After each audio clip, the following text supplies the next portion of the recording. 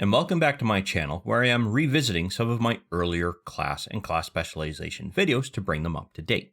In this video, I'm going to cover the Druid's Circle of the Moon class specialization from the 5th edition Dungeons & Dragons Player's Handbook module.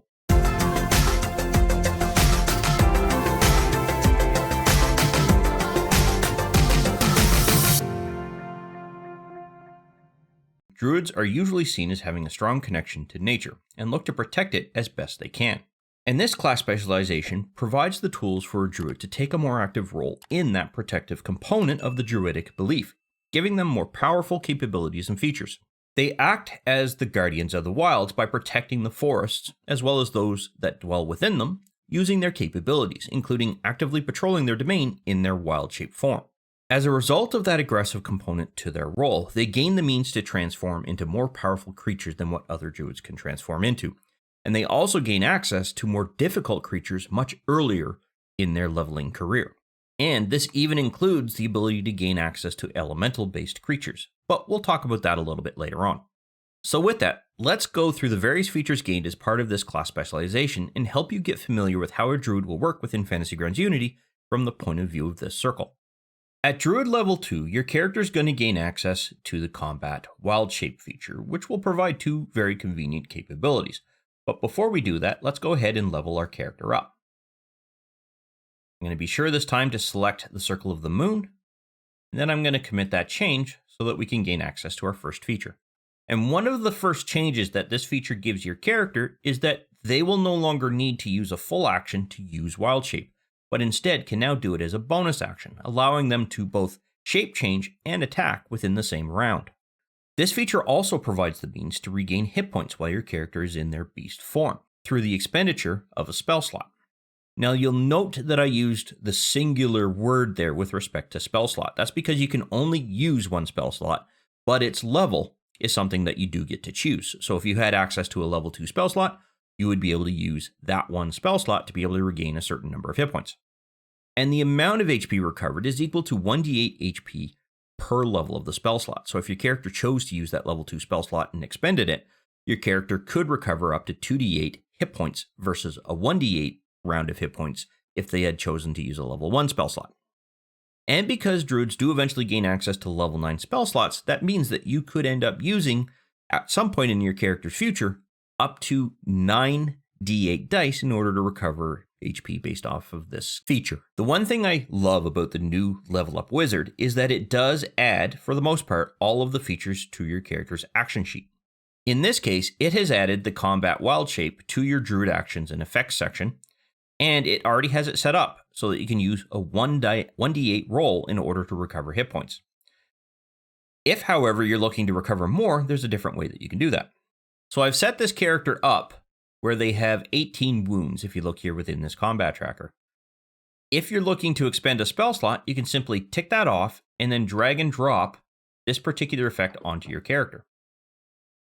It will then automatically heal the number of hit points recovered, if you will, during that roll. Unfortunately, there is no bonus that gets applied to this. However, as your character levels, they will gain additional spell slots, and that is the equivalent of where your bonus is going to come from. So for instance, let's say that our character was level 3, not level 2, and they had finally gained access to a level 2 spell slot.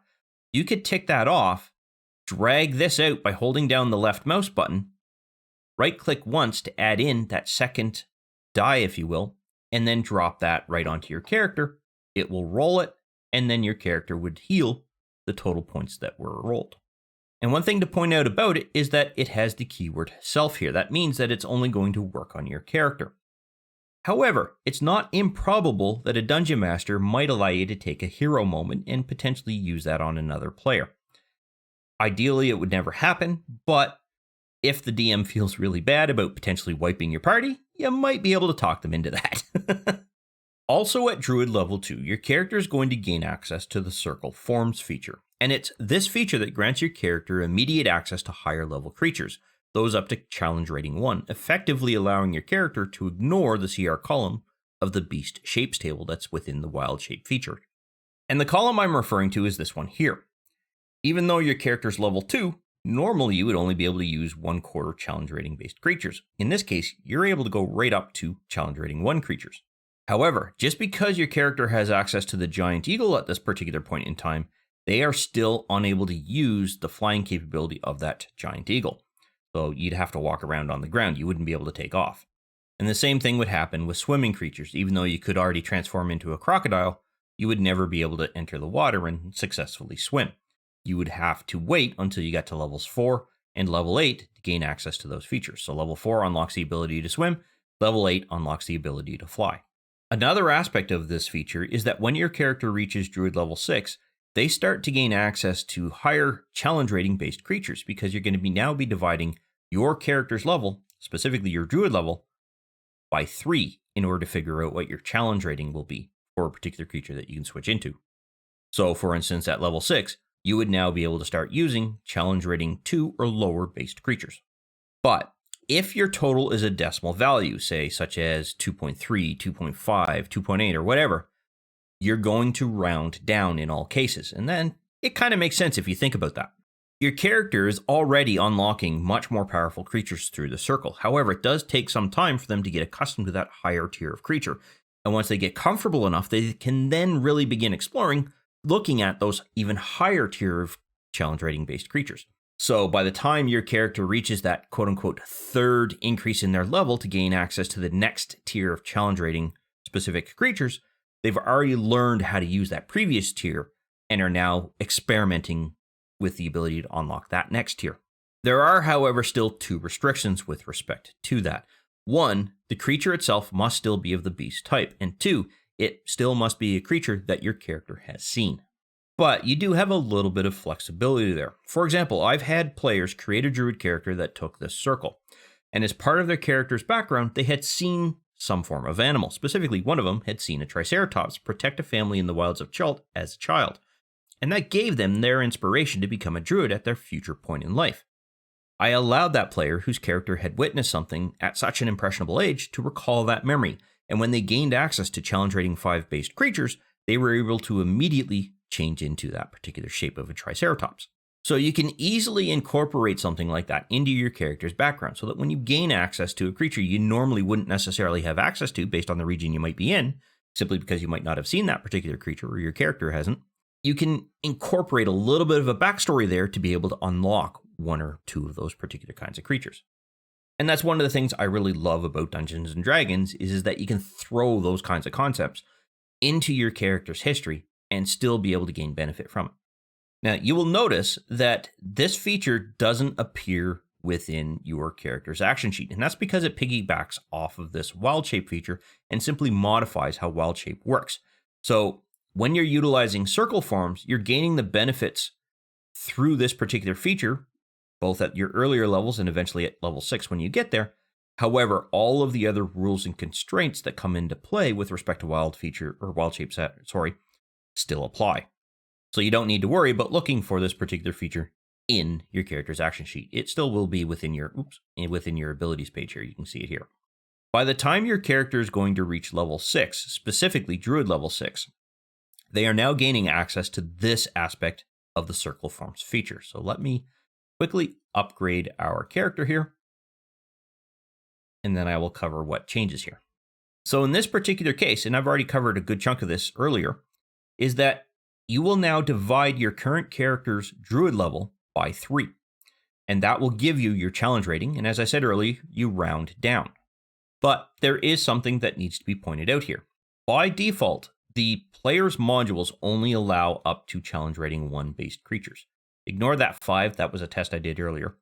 But generally you will see 0 through to 1 here, if you have not already acquired access to a higher tier of creature. What this means is that you're going to have to ask the Dungeon Master what creatures exist at challenge rating 2 that are of the type beast, that you can then determine whether your character has seen, both between you and your Dungeon Master, and then be able to potentially use it down the road.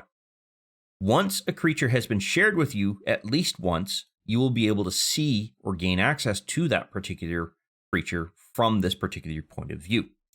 So you'll be able to tell the Dungeon Master, hey, I want to now be able to use my Triceratops, for example, when you eventually unlock challenge rating 5 creatures.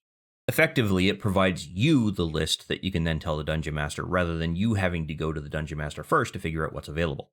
And using the method that I explained in the base class feature, They would share that creature over to you. You'd get an NPC character sheet here that you can then use and control with respect to map function, as well as with respect to the combat tracker. And if you wanted to learn how that works, it's the exact same way as it does for other beasts that you can use with Wild Shape. Nothing changes with respect to that. One of the other things that your character gains access to, specifically feature-wise, is a feature called Primal Strike. And again, this occurs at Druid level 6. And up until now, whenever your character used a particular bite attack, claw attack, tail swipe or kick, or whatever feature or attack capability of a particular creature that you had changed into for a particular shape, all of those attacks have been non-magical in nature. And what this feature gives you is the ability to make those attacks as if they were magical in nature. This means that they can now hit those creatures that were resistant or immune to non-magical attacks, as if their bites, claw attacks, tail swipes, or kicks were all enchanted with some form of magical spell. In this case, it's your body's natural magic. And once again, this is a case where I love the new character wizard, because it's going to add that feature to your character's action sheet, and it's going to give you the ability to override the default attack state, if you will, with respect to those attacks. However, there's one minor adjustment I would like to make with respect to it. Generally, when your character is controlling another creature, and I've temporarily added this giant boar here, you're going to be using their actions from down here in order to make those attacks on a particular target. So if I select, for example, this Shadow Daemon, I'm going to roll from this creature's point of view, even though it's going to show that you're making the attack as the giant boar. And in this particular case, I believe I hit. Although in this case, I actually don't have that particular creature targeted. So I'm going to do it this way, make it a little bit easier. So in this case, that's going to be a miss. So this attack, if it had hit, you would then drag this particular group of dice over and drop it into place. But if you do that, they're going to be non-magical in nature, and there's a chance that it would be partially resisted. So by making an adjustment here to eliminate the self component, you can take this effect and drop it onto that boar. And then when they make their attack on that particular creature, it's now going to be magical in nature, and that resistance goes away. So you can see that this particular amount of damage here went completely through the Shadow Daemon's natural resistances. And because this is a permanent change with respect to your character, you can also effectively permanently leave that there with respect to whatever creature you happen to be controlling with respect to that wild shape. So that would be about the only change that I would make with respect to that. By the time your character reaches Druid level 9, they are now able to access challenge rating 3 based creatures, giving you a much wider repertoire to all of the shapes that your character can change into. However, once again, your character still must have seen that particular beast in order to change into it. And whether that's written into your character's backstory, or you happen to observe that particular creature as your party traveled from one region to another, that's entirely up to you. You could also ask your dungeon master to create a mini micro quest so that you can actually gain access to those creatures. Maybe you've heard of a powerful creature and you want to be able to unlock its capabilities within your own skill set, if you will. However you gain access to those creatures, that's between you and your dungeon master, and you'll want to work with them with respect to that. As a DM myself, when there's a druid within my particular party, and there are druids who's able to gain access to different kinds of creatures, I will generally throw in a randomly observable creature when the party is traveling from one area to another. I'll kind of give it sort of this magical ambiance around it as they're observing this creature, thus allowing that particular druid to unlock things as they progress throughout their particular character's career. By the time your character is able to reach Druid level 10, they gain access to the elemental wild shape capability here. And I'm just going to quickly level up so that we can gain access to that feature legitimately. And as a benefit of this feature, you gain the ability to transform your character into an air, earth, fire, or water-based elemental. But if you recall from the base Druid videos, your Druid character can change into their wild shape form twice between short rests before they will have to actually execute that short rest in order to regain those spent uses. With the addition of this feature, you're gaining the ability to change into that elemental, but you have to burn through both uses of this wild shape feature. And that will unlock your character's ability to change into an elemental wild shape once between short rests. However, to help the Dungeon Master understand exactly what it is that you're doing, I recommend doing one thing. I recommend that you change the group of wild shape to be something like this.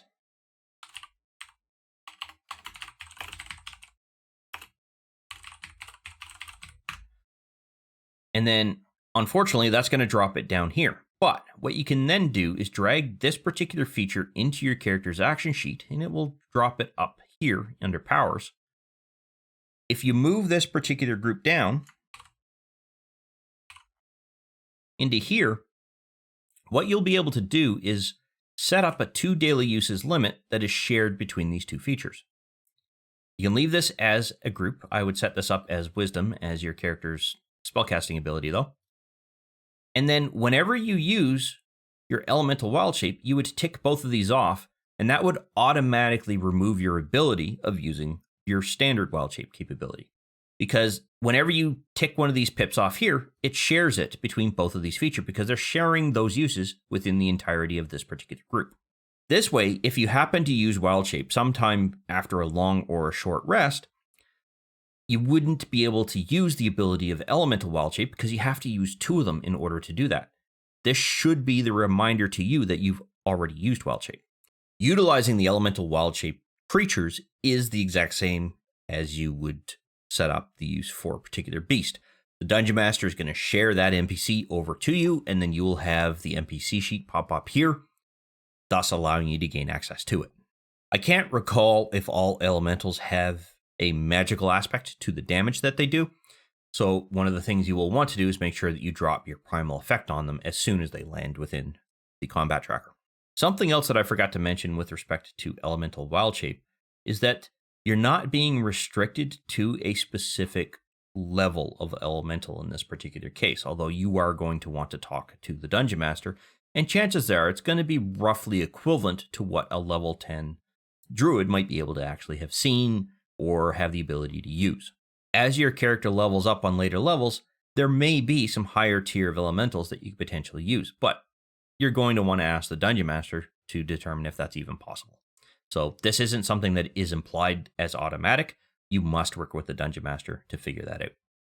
This is not altered by the Circle Forms feature because that feature there has a restriction on its beast type with respect to the challenge ratings that it unlocks.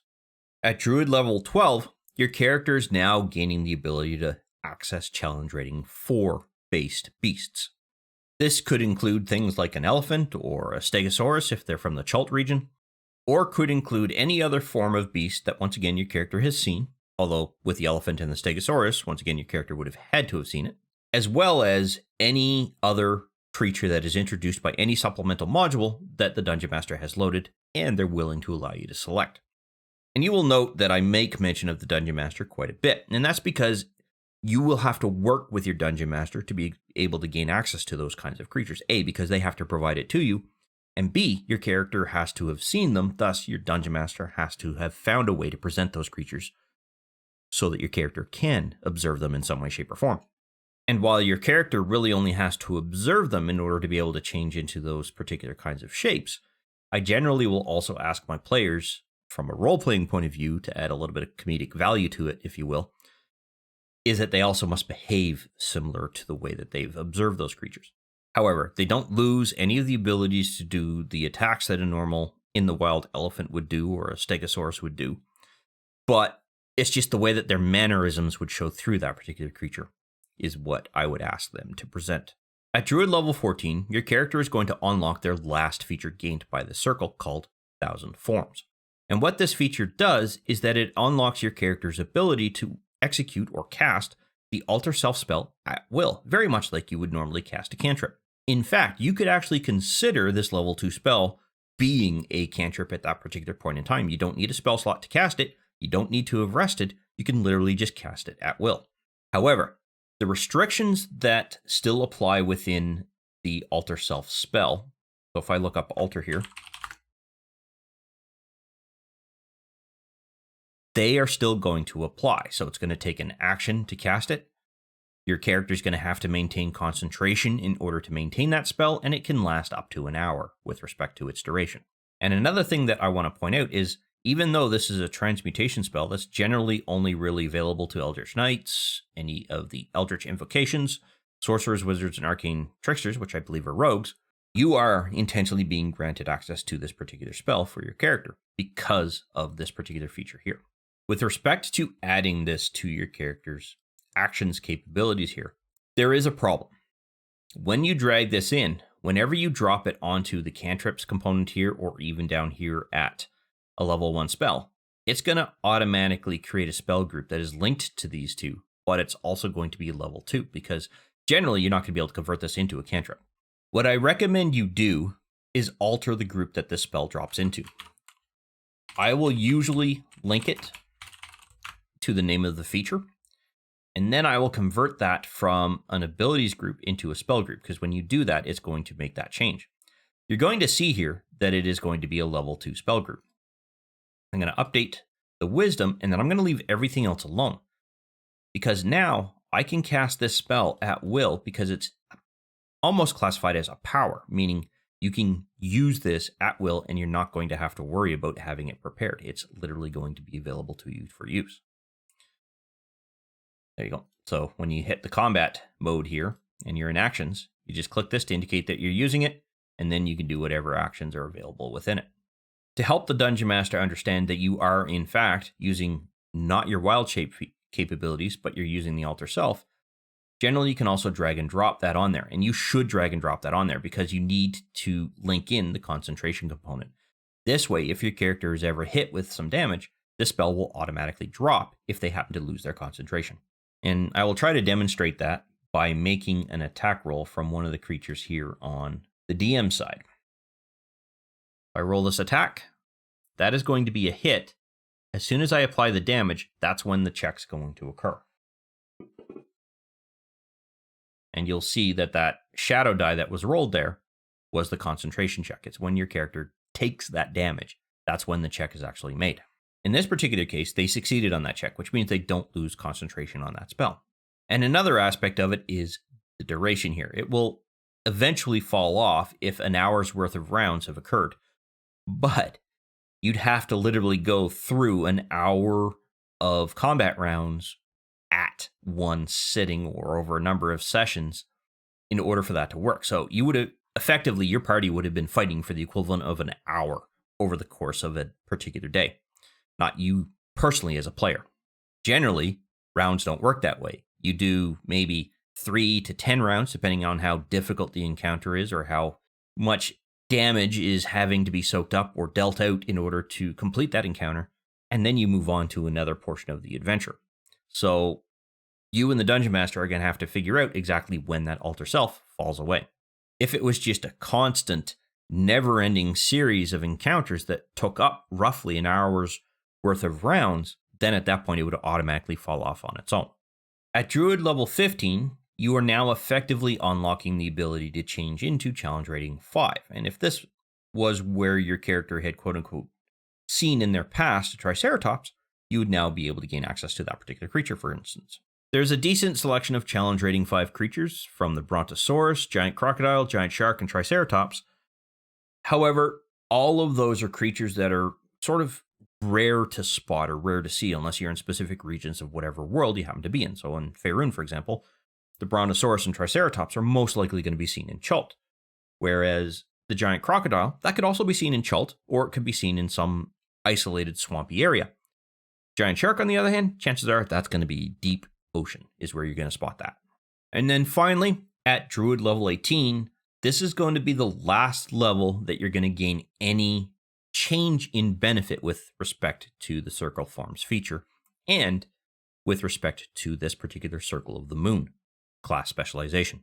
Your character can now use challenge rating 6 base creatures, and this is the last time that you're going to have an increase in the challenge rating of any creature that you can switch into.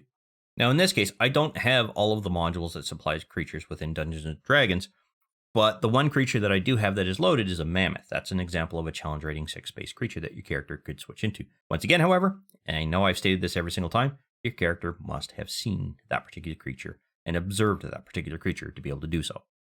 And in summary, this class specialization is the more combative circle of the two introduced with the player's handbook. While the Circle of the Land class specialization encourages your character to be able to cast spells and unlocks their ability to use those spells within their wild shape form, it's this class specialization that allows your character to unlock some pretty powerful abilities within their wild beast form and gain access to more powerful creatures as a result. And I love the fact that this also grants the means to gain access to those pretty powerful and large creatures as a benefit of the circle, giving your character something to strive for and work towards. And it's absolutely hilarious watching a player trying to figure out how far their mammoth could go through a particular army of goblins before they could run into a problem and figure out how far away from the party they want to get when they do that. However, we have reached the end of this tutorial. I hope you found it useful and informative, and I look forward to seeing you in the next one. I want to thank you for watching this video, and if you found the information useful, click on that like button as well as leave a comment below, as it helps the channel gain exposure. Also, consider subscribing, as I release content similar to this topic quite regularly on the channel.